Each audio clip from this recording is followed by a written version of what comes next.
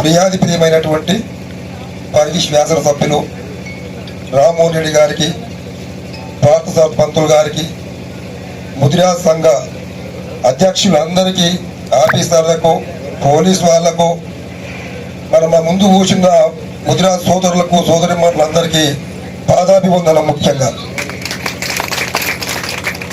ఈ ముదిరాజు ఒక కులంలో కాషాయం కట్టుకున్నాను, ఒకే కులం గురించి మాట్లాడకూడదు. నేను అన్ని కులాలు నాయే కాబట్టి ముదిరాజు కులంలో జన్మించాను కనుక ముందు ఇల్లును చదువుకోవాలి, కులాన్ని బాగా చేసుకోవాలి, తర్వాత ప్రపంచాన్ని బాగా చేయొచ్చు.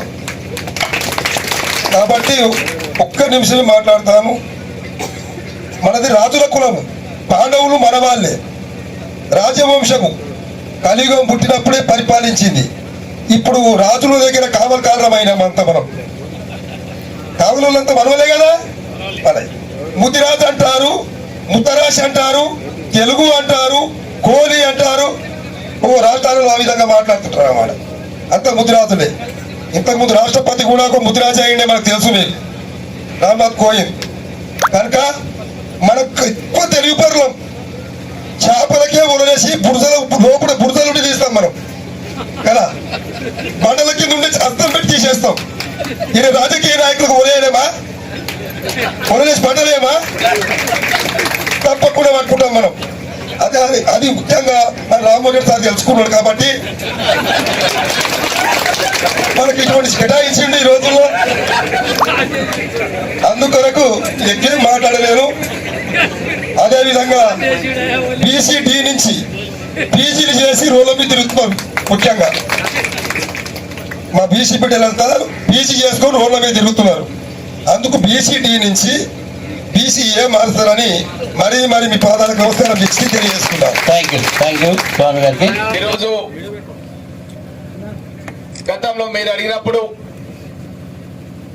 ముదిరాజ్ భవనానికి స్థలం కావాలని చెప్పినప్పుడు తప్పకుండా కేటాయిస్తానని ఏదైతే మాట ఇచ్చినానో ఆ మాట మీ అందరి సమక్షంలో నిలబెట్టుకుంటున్నందుకు నాకు చాలా సంతోషంగా ఉందన్న విషయాన్ని తెలియజేస్తూ, ఈ కార్యక్రమం లోపల మాధవ్ రెడ్డి గారు మన జిల్లా బీసీ వెల్ఫేర్ ఆఫీసర్, వెంకయ్య గారు మన డిస్ట్రిక్ట్ ఫిషరీస్ ఆఫీసర్, భీమరాజ్ గారు regional BC welfare officer, Umesh గారు ఎగ్జిక్యూటివ్ ఇంజనీర్, మన పంచాయత్ సుధాకర్ గారు డిప్యూటీ గారు, ఇంకా వెంకటేశ్వర్ గారు మన తహసీల్దార్ గారు, ఇంకా ఈ కార్యక్రమం లోపల మన హనుమంతు ముదిరాజ్, మన డాక్టర్ జగన్మోహన్ గారు, పరశురామ్ రెడ్డి గారు ఏఎంసీ చైర్మన్, అదేవిధంగా అయూబ్ ఖాన్.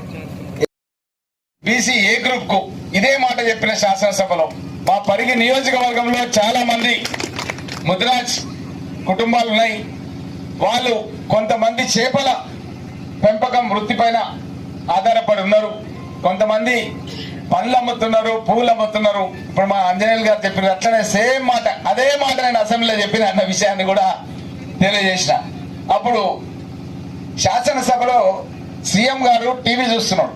అప్పుడు సీఎం అంటే ఈ సీఎం కాదు, కేసీఆర్ రూమ్ లో కూర్చొని ఆయన రూమ్ లో టీవీ చూస్తున్నాడు. నేను ఎప్పుడైతే ఈ మాట అన్నానో దెబ్బ నడుచుకుంటా మైక్ కాడికి వచ్చేసాను. నేను అనుకున్నా ఏదైనా మంచి మాట చెప్తాడేమో అనుకున్నా. అయితే నేనేం చెప్పినంటే ఈ యొక్క బీసీడీ గ్రూప్ ఏ గ్రూప్ లో కలవాలంటే అది సుప్రీంకోర్టులో అప్పుడు కేసు నడుస్తుంది. దానిపైన మీరు మన అడ్వకేట్ జనరల్ అన్న ఎవరైనా పంపించి అక్కడ కనుక పరిష్కారం చేస్తే మనకు బీసీ